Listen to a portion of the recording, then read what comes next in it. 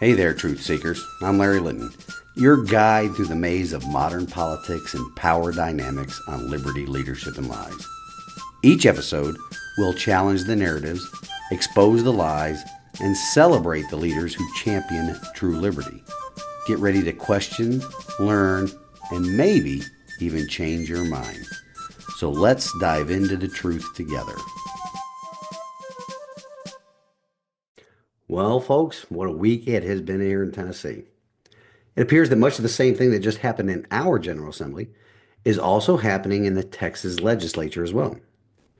For the listeners outside of Texas and Tennessee, you may be wondering what I'm talking about. Well, it boils down to this. Even in supposedly supermajority Republican states, after years of the national government eroding our liberty, Uncle Sam's 50 greedy nephews, regardless of political party affiliation, have learned their lesson and are now trying to convince the people that our state government's solution to a lack of liberty is that the state government needs to, quote unquote, sell the people back their liberty, and they do it through the taxes that the people pay. The avenue by which they are doing that comes as no surprise to the regular listeners of this program, but the level of deviousness is not only quite surprising, and because it's being accomplished by so-called Republicans, the actions of these trans publicans should serve as just another example of the apathy that is right now and will continue to be the ultimate downfall of our republic. We're going to dig into some of the past public statements as well as social media postings by the trans publicans here in Tennessee who either succumb to the thug-like pressure put on them by leadership, Republican leadership, as well as pressure put on them by out-of-state billionaire-funded special interest groups. And this pressure put on the members of the General Assembly in putting a new entitlement program into place that is going to be funded by the taxpayers. Now, some of these members do not get a pass, though, because most of them folded like a cheap suit in selling out the liberty of my fellow Tennesseans to those highest bidders of special interest groups. They did that by passing a law that will force every Tennessean to pay for school vouchers. Now, keep that word in mind, vouchers, to pay for school vouchers in the state. I want to give a shout out here to Tennessee's own patriot punk, Robert Matheson, and his partner in crime, Daniel Wagner, for having me as a guest on their show Wednesday evening. It was fun picking apart the socialist bill introduced by the trans publicans for the special session that concluded Thursday evening. What did I tell you, though, folks, about one of the main reasons for our lame duck governor that identifies as a Republican? Why did he want his money and power grab to be considered in a special session? Time and transparency. Little time for debate on the merits of the bill and the shuffling of committee assignments to limit transparency. In fact, the supermajority violated its own recently passed rules package in that they allowed for voice votes in the committees instead of roll call votes. Need I remind you that the chairman of the Rules Committee of the Tennessee General Assembly is none other than spiky hair William Lamberth, the individual that must be suffering from little man syndrome. We'll talk about that and more as we discuss how our liberty here in Tennessee and every other state that is considering so-called school choice legislation, how it is being eroded by state governments convincing the people that they can sell us our liberty. So let's take a stand in the arena again this week, folks, and get on with the show. Welcome to Liberty, Leadership, and Lies, the podcast where we unravel the complex web of politics, power, and deception. Each week, we dive into the stories behind the headlines, exploring how liberty is eroded and the selfishness of our political leaders, as well as the lies that shape our world.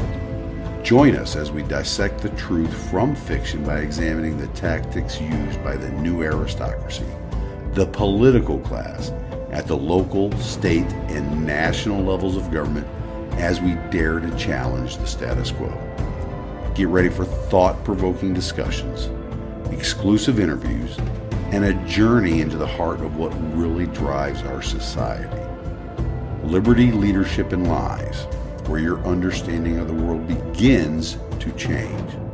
Tune in every Monday morning and prepare to see beyond the veil. Before we kick off this segment, folks, I'm going to encourage those Tennessee residents who are not already subscribed to my blog on libertyleadershipandlies.com to head over there now and look for the post titled Trans Publicans Needing a Primary Opponent.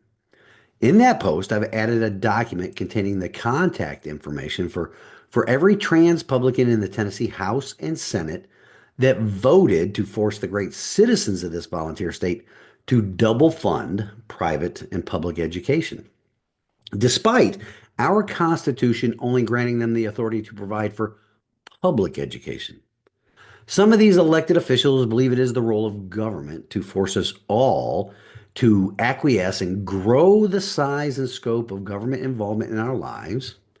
We're relying on a straw man argument, really just a fallacy, to push this possibly unconstitutional bill down our throats. They helped lame duck Governor Bill Lee sell the lie that parents did not have a choice in how their children were educated and that they need the government to provide them that choice. They helped sell the lie that the Education Freedom Act did not encroach on the autonomy of private education.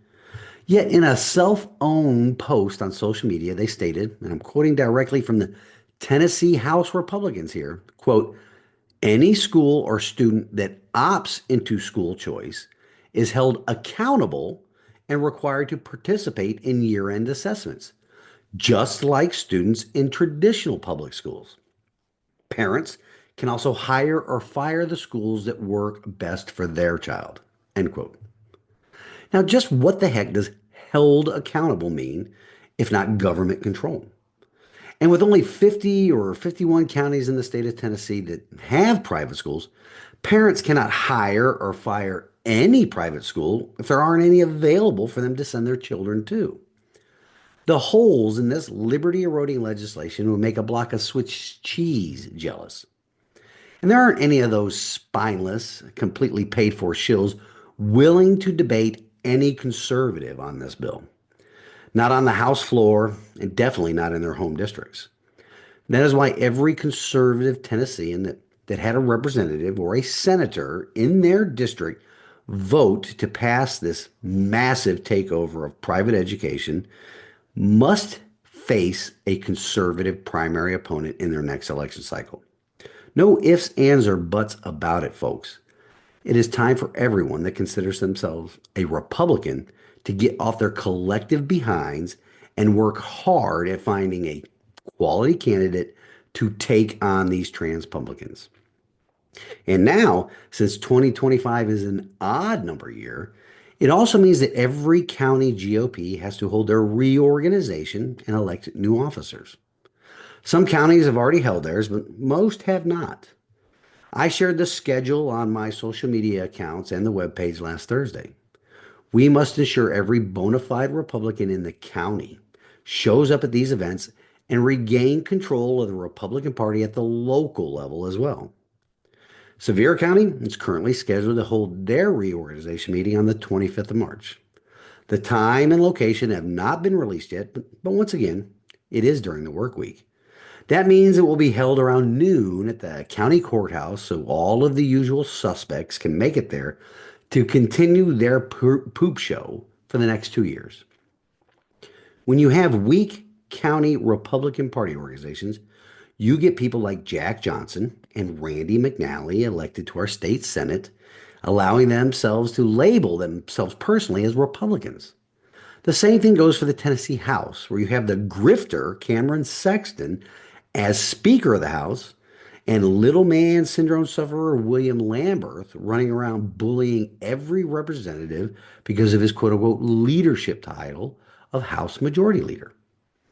He kind of reminds me of the character in that movie Goodfellas that was played by Joe Pesci. I can just hear him or imagine him saying to an actual conservative representative, "What? Am I some sort of effing clown to you?" Now, what is little man syndrome, you may ask? Well, little man syndrome is a colloquial term often used to describe a set of behaviors attributed to men who are perceived as compensating for their short stature with an exaggerated display of toughness or assertiveness and aggression. It's almost like a Chihuahua dog, too, you know what I mean? I'm sure many of you have seen these little dogs chase off mountain lions and other larger animals. Some people believe they do that because in their minds, they picture themselves as being bigger and meaner than whatever animal they are facing. Now, as for me, I am not the tallest of men by any stretch of the imagination. As a matter of fact, I'm quite often the shortest dude in nearly every gathering I'm a part of. I like to describe myself as submarine tall because my height made serving on submarines much easier than it did for taller people who would always bang their heads on pipes, valves, or other objects in the low overheads. But my lack of height does not, and did not, cause me to behave like a bully, though, unlike William Lambert. Others may know that little man syndrome is a concept closely related to the psychological term Napoleon complex. After a couple of years hearing about Lambert's behavior now, I do believe he suffers that either one of those, small man syndrome or Napoleon complex. But let's get back to the lurch, not a shift, but a lurch to the left by the General Assembly this past week. I was watching one of the committee sessions about the voucher scheme bill last week and witnessed a bit of an attempt at bullying one of the conservatives on the committee about his choice of words or his language describing the bill, and it was glorious to watch. The committee chair in this particular meeting tried berating one of the GOP senators that was actually pushing back on Lane Duck Lee's government takeover of private education by using the correct word, by the way, as we'll discuss here in just a second, using the correct word of voucher to describe the handouts of taxpayer money in this bill. The chairman kept insisting that this individual use the language in the bill by calling the handouts scholarships instead of voucher. Remember, folks, control the language, control the narrative, control the outcome. I was glad to see this particular senator push back on that, though. He continued to call these handouts what they really are, vouchers. So let's examine those two words, voucher and scholarship. First up, it's voucher. What is the purpose of a voucher? They are typically government issued or state funded programs designed to give parents the option to send their children to schools outside the public school system, often including private or charter schools. Now, how are vouchers funded? Well, they are funded by public money, meaning taxes paid by the citizens, where a portion of the state or local education budget is allocated to each student in the form of a voucher. As for the eligibility of vouchers, that criteria can vary, but often include income levels, residency, or specific educational needs. Sometimes vouchers are available to all students, but they're more commonly targeted towards low-income families or students in underperforming schools. That's not the case with the bill passed last week. These vouchers are only available to less than 2% of students in the state of Tennessee. Well, there are 51 counties, many of them rural, in Tennessee that do not have private schools, which means these counties would not have voucher eligible schools despite the trans-publican statements about statewide eligibility. That means they lied to the people to get support for this bill because 44 counties have private schools, and many of them will not qualify based upon criteria for eligibility that's contained in the bill. But let's stick with the 44 though. Only 46% of counties in the state have private schools that will accept less than 2% of the students eligible to receive these vouchers. That doesn't sound very universal to me, which is what they sold this bill as. Does it sound universal to you? Anyway, continuing with the term voucher. They are generally used to pay tuition at a private school or sometimes at a public school outside the student's district. It's not the case here, but they are less flexible in how they can be spent compared to scholarships. With regards to accountability of vouchers, there might be less direct accountability for how the voucher funds are spent by schools, though some programs require the schools to report on student performance, as in the case of this bill. Standardized testing is one of the government strings attached to these vouchers, which is subverting control over teaching and curriculums in these private schools that will accept the vouchers. Now let's compare that to scholarships, which the disingenuous trans publicans want us to believe they passed in this bill. Scholarships are awards designed to help students pay for education, whether it's at the primary, secondary, or higher education level, and can be used at a wide range of institutions, including colleges, universities, or vocational schools, not K through 12 schools. I want the audience to keep in mind how these devious legislators want to conflate Tennessee's Hope scholarships, funded by people's voluntary participation in the lottery system, with the voucher scheme they put into place.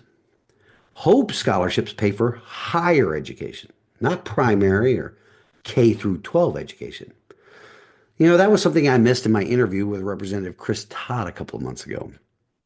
His answer to my question on the school voucher bill should have triggered me to ask further questions at the time because he was setting up or telegraphing his position on the scheme. His position, which of course I'm quite disappointed in. We'll get to that easily debunked position in the next segment, though. As to funding of scholarships, there's a key difference in the funding mechanisms. Scholarships can come from various sources, including private organizations, corporations, foundations, educational institutions, or individuals. Scholarships, typically, with the exception like the Hope Scholarship, are not funded by government tax dollars for primary or secondary education, though some government scholarships exist for higher education, just as I mentioned the Hope one. Taxes are not voluntary. Paying for lottery tickets is completely voluntary. The eligibility criteria for scholarships are often diverse based upon merit, academic achievement, sports or arts, financial need, background, like something like first generation college students or specific ethnicities, or intended field of study. Some scholarships require applications and essays, while others might be automatic based on certain qualifications. Now, here, scholarships are often more flexible in how they can be used. They might cover tuition, books, housing, or other educational expenses. Okay, I'm going to pick this back up after this quick break before I go too long on this segment, though. Stay right there. I'll be right back.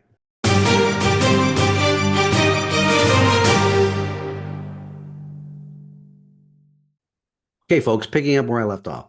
Scholarship programs often have requirements for maintaining grades or other conditions to keep the scholarship, but they are requirements for the individual, not the school.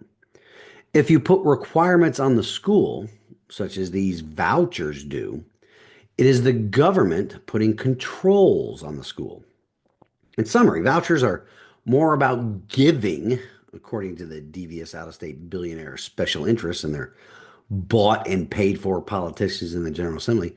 The vouchers are supposedly about choice within the K through 12 educational system, often aimed at promoting school choice and are funded through public resources, meaning taxes. For scholarships, though, which is what the usurpers of liberty in the General Assembly want us to believe that their vouchers are, scholarships are broader, aimed at supporting education at various levels with funds from diverse, private sources focusing on rewarding merit or aiding those in financial need. Both of them, vouchers and scholarships, aim to facilitate access to education, but operate under different principles, different funding mechanisms, and different regulatory frameworks. But in Tennessee, with only 44% of counties having private schools and only 2% of students eligible, what and whose access are the trans publicans trying to facilitate? Now we've compared the two words a bit. I find it hilarious when these mini tyrants and leadership sycophants try to push their word definition changes onto other people. That is the tactic of tyrants and communists, which is another example of the lurch to the left in our supposedly supermajority Republican legislators. I want to get back to what I mentioned about Representative Todd's answer to my question about the voucher bill a couple of months ago. That whole interview was done in episodes 168 and 169 back in September of last year. Go back and give it a listen. But as I recall, Representative Todd gave an answer back then about my question on vouchers, and And that answer is what many of the supporters of this atrocity are echoing today. He stated that the government already does spend taxpayer money on private sector services all the time. It is often quite necessary, and it's too late to change that. Now, I agree with that concept completely, folks. There are many things that the government spends taxpayer money on in the private sector, and that is because the government does not or cannot provide that good or service. The government contracts with and spends taxpayer money on infrastructure projects because the government is not in the business of building roads and buildings. The government provides law enforcement and firefighting services. And because of that, there's not a huge private sector market within our state and our nation for those same services. As it relates to education, though, the government already does provide that service. In fact, our state constitution mandates that the General Assembly set up and maintain a system of free public education. And since it provides that service, paid for already by the taxpayers, setting up a system or mechanism for providing funding for private education, it's not a constitutional function of our government. To do so would be monopolistic, controlling all aspects of education. It is, in my opinion, as well as many other legal scholars' opinions, that what the General Assembly just did with regards to primary education is unconstitutional. But they did it to pat themselves on the back and to fold under the pressure of special interest groups. Once again, though, we have set ourselves up to live and die by the decisions of the judicial branch of government because we allowed these people, the completely wrong type of people, to serve in elected office. They always end up eventually usurping our liberty for their own gain, be that access, power, or money. I was going to talk about or share with the audience some of the past statements of these trans publicans, along with their social media posts that they post to make a claim to the type of person they are or where they fall on the political spectrum. In many other statements and social media bios, they claim to be Christian conservatives, yet they legislate like godless communists. It would take up too much time to sift through and share all of their lies and nonsense on this program, but I want to encourage the audience to do a bit of their own research. Also, I want the audience to encourage others to do their own research as well. However, though, I will highlight a couple of these representatives here in East Tennessee that have lied to or ignored their constituents and gone against their wishes directly, all because some special interest told them to, paid them to. Now, the first one is State Representative Jeremy Faison. He has been discussed on this program before because he informed the last General Assembly's freshman representatives that their number one job was not fealty to the Constitution or even to follow their oath. He told them all that their number one job was to get reelected. So, that gives us kind of an inkling of what he is all about, right? Personal power. He doesn't represent any of the people here in Sevier County, but he does represent a neighboring county, Cott County, where I have a lot of friends. Anyway, his bio on X states that he's the Tennessee House Republican Caucus Chairman, House District 11 State Rep, Christian, husband, dad, small business owner with the hashtags of liberty and freedom and America in his bio.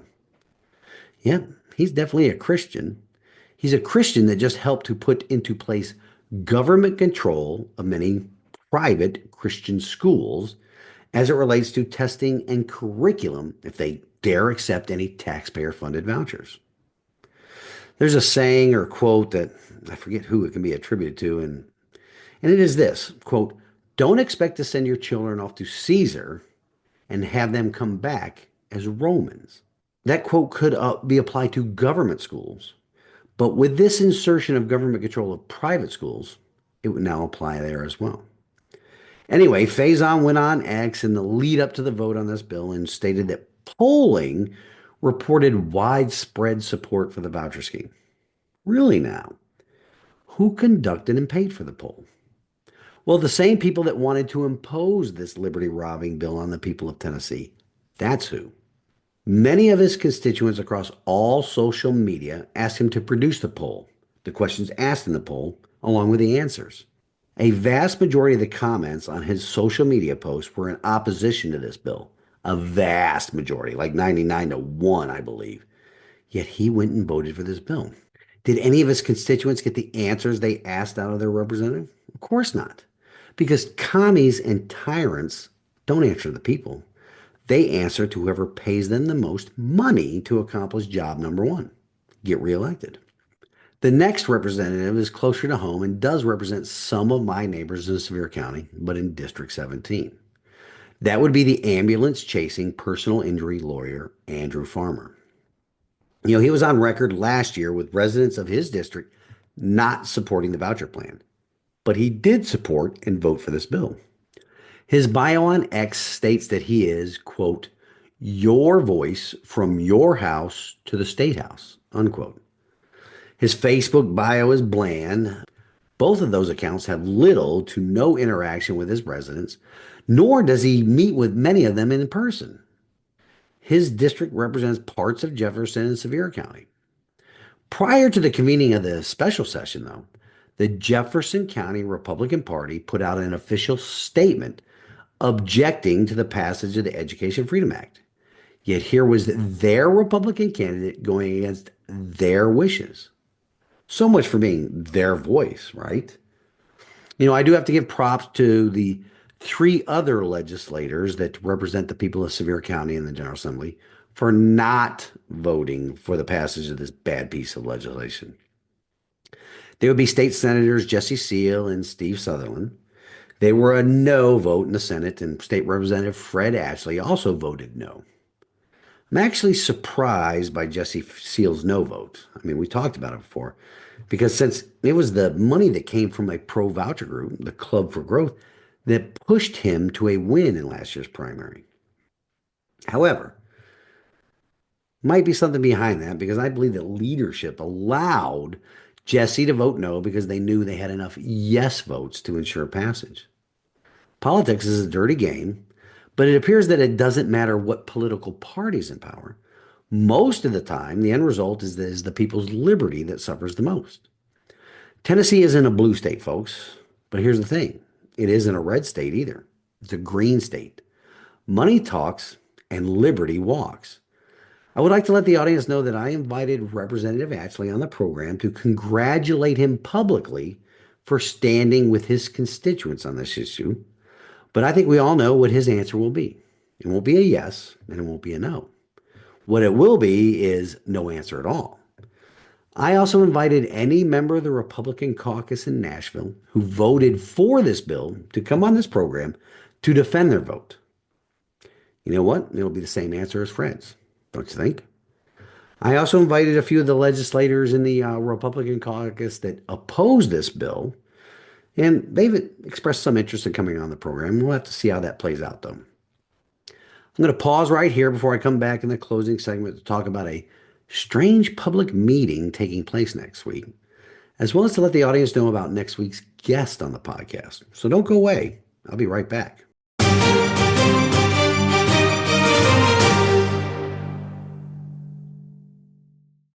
Okay, ladies and gentlemen, that will do it for this week. Be sure and check out the blog post listing the traitorous Republican usurpers of liberty in the General Assembly. Feel free to leave them a phone message or an email telling them exactly how you feel about them forcing us to double fund private and public education in the state. For those listeners outside of Tennessee, you must take a stand in the arena to ensure this does not happen where you live. If you're watching this on Rumble or YouTube, be sure to follow the show there and give this episode a thumbs up.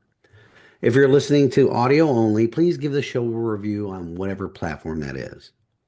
Before I get into the upcoming strange meeting, let me tell you about next week's guest. Her name is Nikki Truesdell.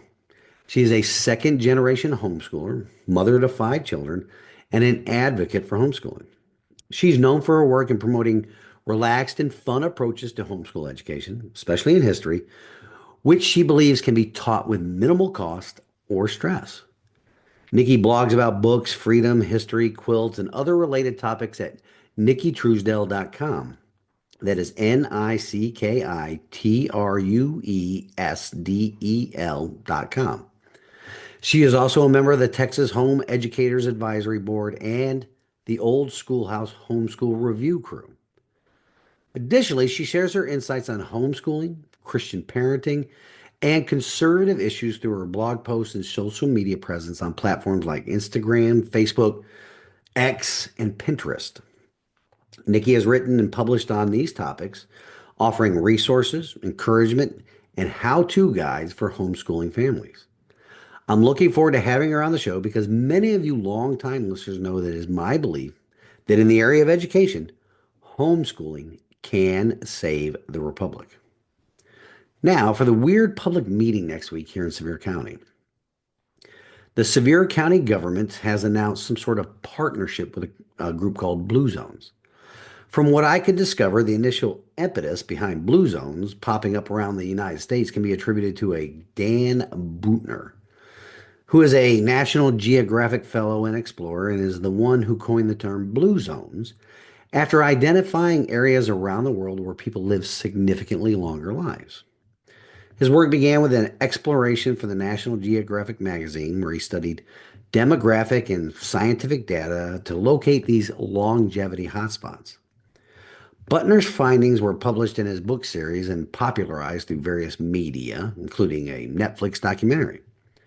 Now, this concept has gained traction in the U.S., where communities saw the potential benefits of adopting lifestyle habits observed in these blue zones, leading to the creation of Blue Zones Project. That's all well and good, but it is the partnerships behind the projects that have me concerned.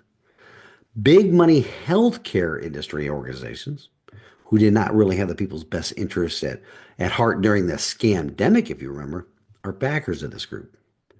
I'm also concerned with the county government prioritizing something like this here in Sevier County, where there are other areas where the expenditure of taxpayer money would benefit the immediate needs of the community. Anyway, this meeting is next week, and I'll let the audience know what I discover at the meeting. Anyway, I want to summarize this week's episode with this statement. Liberty is meant to be secured by government, never sold to us by the government, by forcing us to purchase it with our own tax money.